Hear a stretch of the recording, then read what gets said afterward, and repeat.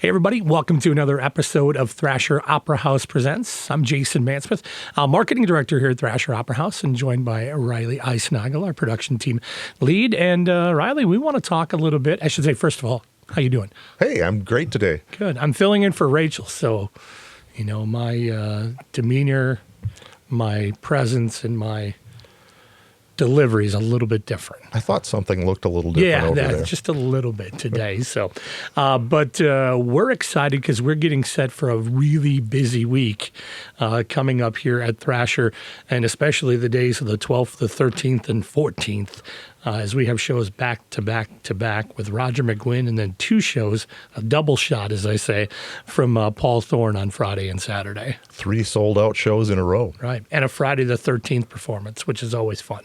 Right. No superstition there. Yeah, we're going to pretend that doesn't exist. Exactly.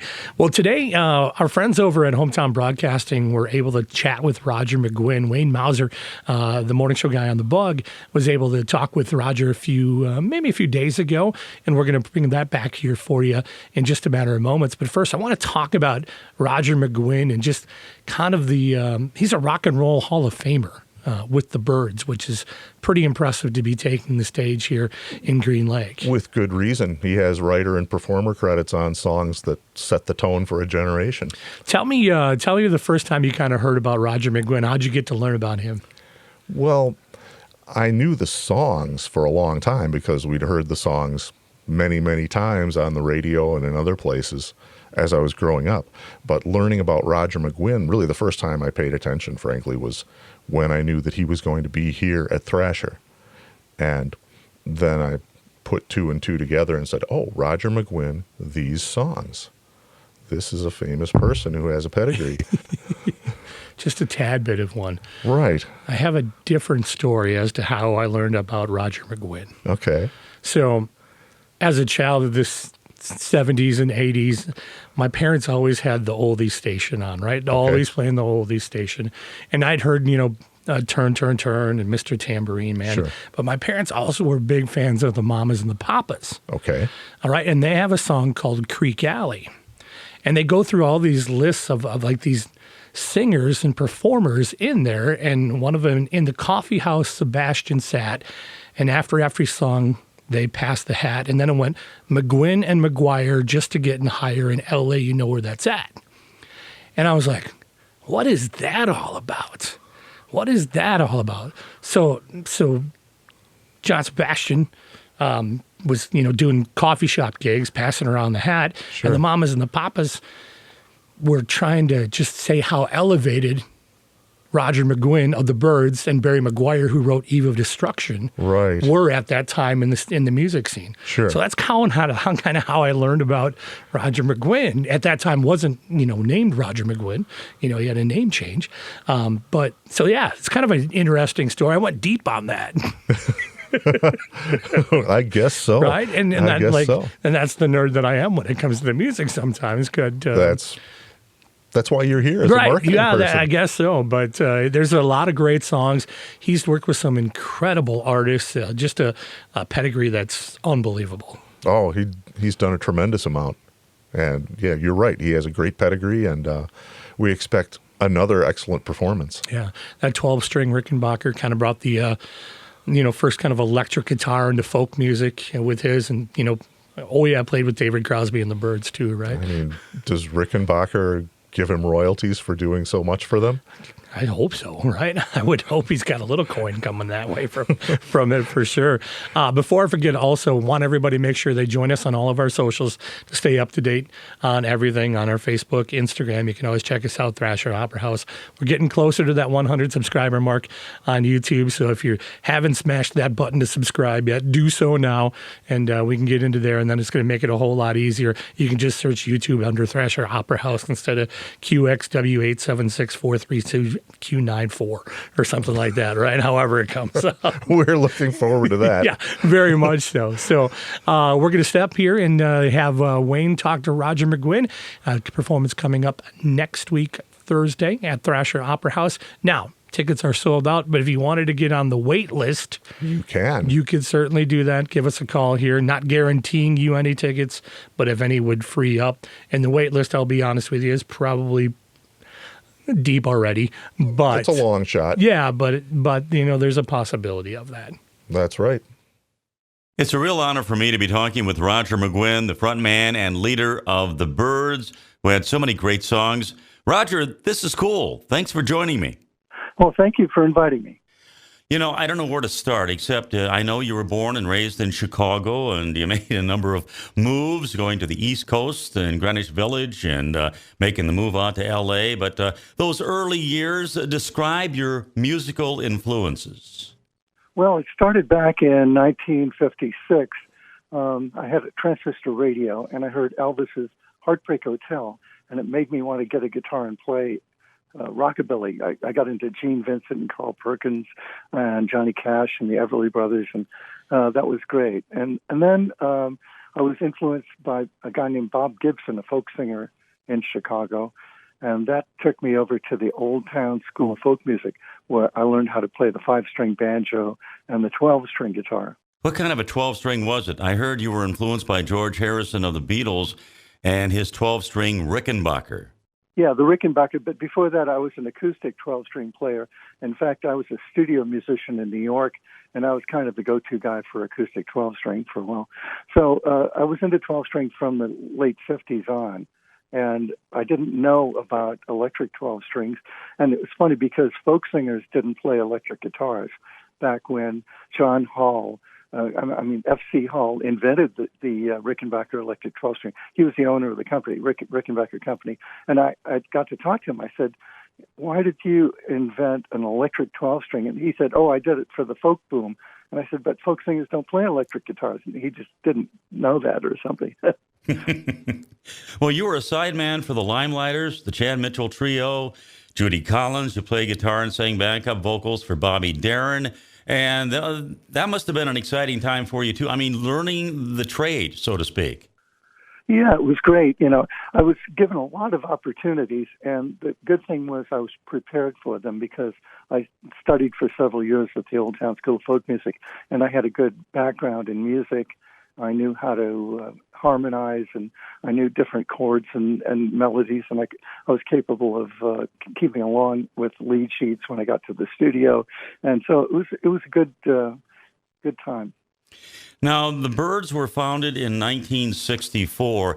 Talk about leading up to that time and some of the people that you met. Of course, your band members, Gene Clark, David Crosby, Michael Clark, Chris Hillman. Talk a little bit about that and how you got formed and how you brought those people in. I'm going to tell those stories in my show, but briefly, I was out in the West Coast. I was opening up for Hoyt Axton, and Gene Clark came backstage, and he appreciated my love of the Beatles and folk music, and he said, let's write some songs, and we started doing that. Crosby came along and sang harmony, and he wanted to be in the band, and we got him in. And then we got Michael Clark and Chris Hillman, and we had a band. But, then I'll tell the story of how we came up with a name for it, how we got a record deal, and how we got a hit single.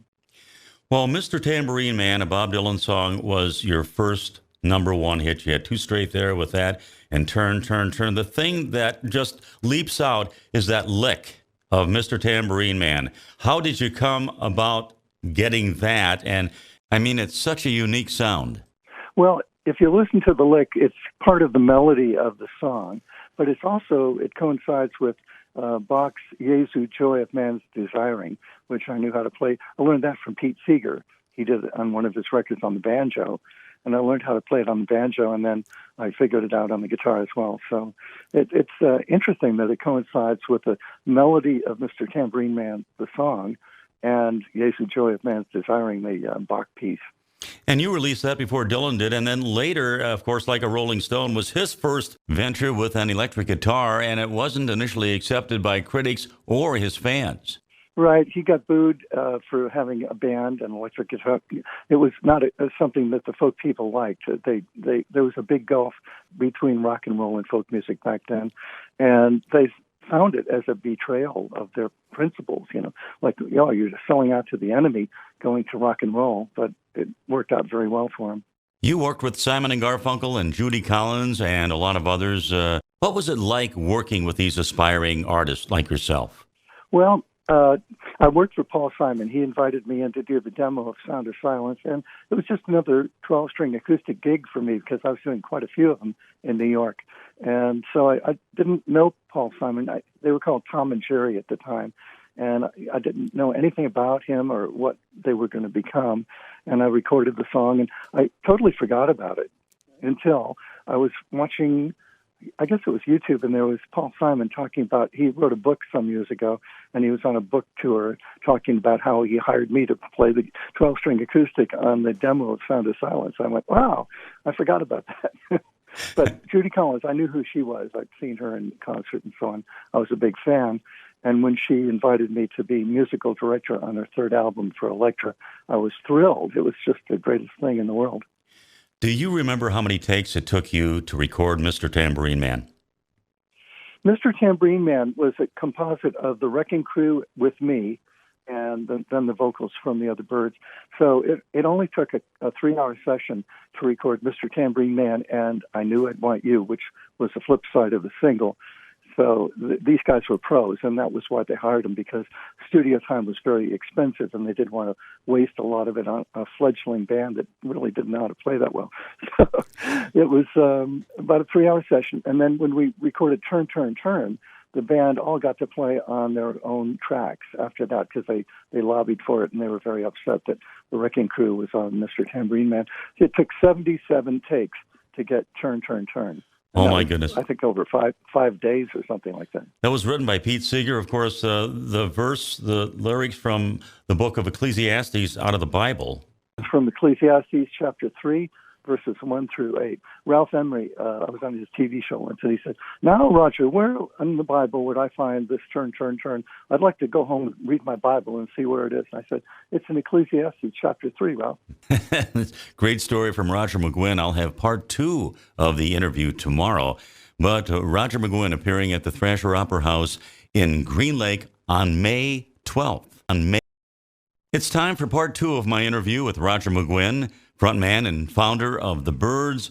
Yesterday we talked about his early days, and of course they hit it big with Mr. Tambourine Man, and then followed that up with Turn, Turn, Turn. You had 2 straight #1 singles. What were you guys thinking at the time, and how did your lives change? It changed very slowly because we were kind of on the street. I was taking buses to get to rehearsal. I didn't have a car, and I remember when Mr. Tambourine Man became a hit, I heard cars going by with their car radio playing the song, and I was still walking. And I was going, something wrong with this picture. But it takes a while for the income to spool up after you get a hit record, so you don't get anything right away. So it took a while, and it was a great feeling to hear it on the radio.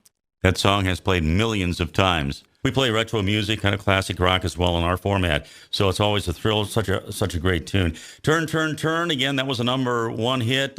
You had 8 Miles High. That went to number 14. You're starting to evolve a bit as a group. Tell us about the next couple of years, what you went through before you released 8 Miles High.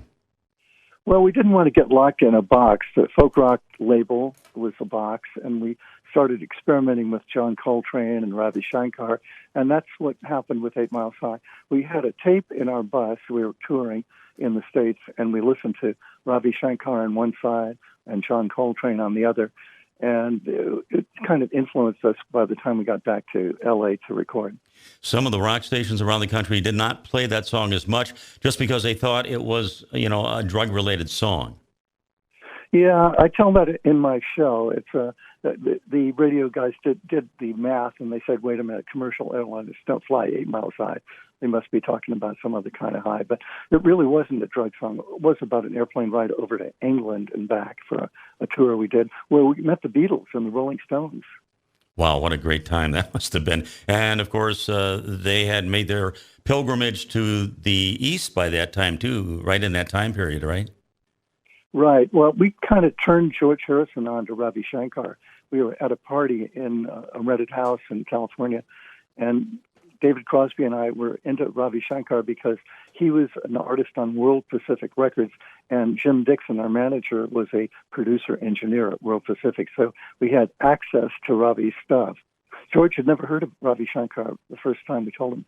So the Byrds ended after a few years. It's always a difficult time, and especially for a lot of groups, you've got your run, and then all of a sudden, for whatever reason, you're through. How difficult a time was that? Well, it was 1973, and David Geffen of Asylum Records wanted to do an album with the original five Byrds, and we did. And it didn't do very well, so I figured it was time to put the brand name away and go out solo, which I've always wanted to do. But even when I was a kid, I'd go to Pete Seeger concerts, and Pete had been in the Weavers, and I used to go to the Weavers concerts. And when Pete split off from the Weavers, I was skeptical that he'd be able to pull it off all by himself, but I went to his concert at Orchestra Hall in Chicago, and he was amazing. He had several instruments, and he got the audience singing in three-part harmony, and I went, man, that's what I want to do when I grow up. Couple of quick things here. Solo version of the Ballad of Easy Rider, that was in the film Easy Rider. Talk about that a little bit. Okay, well, I tell this story in my show, so I don't want to give away the cookie, but basically, Peter Fonda wanted a song written for the movie. He showed it to Bob Dylan. Bob suggested that I finish the song, and I did. You had a groundbreaking album before that. It was called Sweetheart of the Rodeo. I know you're going to be talking about that and other things, too. I'm curious about that song. What was it about? Okay, it was Sweetheart of the Rodeo. It was based on a poster, an old Western poster that we got. It was all country songs, and we were sincerely trying to do country music. We weren't making fun of it or anything like that. So it was a breakthrough for a rock band to go country like that. A lot of the rock fans didn't appreciate it, and the country fans didn't either, so it kind of fell through the cracks. Later, it was considered one of the best albums the Byrds ever did. How quickly fans turn on you, right? Yeah, well, we let them down. You know, they were expecting a certain sound and feel, and they didn't get it. You have 10 solo albums to your credit. What's been the most fun for you since the breakup? Well, I was doing a lecture, and one of the students asked me, what was the best thing you ever did in show business? And I said, leave it. So I'm kind of under the radar. I do concerts and theaters, and I really have a great time. It's an intimate setting. It's like being in somebody's living room, and it's the most fun for me to have a live concert in a theater. Around 2000, you spoke at a congressional hearing about the royalties that a lot of the early artists didn't get. How important was that to change things a bit? Well, things have changed. Sony Music gives us royalties now that we weren't getting in the 80s. So it's all turned around. This was back when Napster was new and people were getting free music. And I said, hey, man, it's a new radio. It's like radio. It gets you, publicity, gets your song out there. People hear it and want to come to your concerts and buy other things. So I told that to the Senate, and that was some 21 years ago. You're playing at the Thrasher Opera House on May 12th, and you've played there before. What makes that such a great venue? Well, they're all, all these theaters and performing arts centers that have been refurbished, and they're all pretty and comfortable for people. I think that's the best thing. The audience feels comfortable in a setting like that. Will you be by yourself, or are there other musicians with you? I'll be solo. It's a one-man play, basically. I tell the story of how I got into music and the people I met along the way, and they all tie together. All the stories tie together, setting up the different songs. I know your faith is very important to you. That's influenced you a lot, hasn't it? Yes. I accepted Jesus in 1977 after Elvis Presley died. He was 7 years older than I was, and I went, man, I better get straight. So I got straight with Jesus. Well, you've been living the dream for your whole life. You'll be at the Thrasher Opera House on May 12th. Roger McGuinn of the Byrds, thank you so much, and all the best. Thank you very much.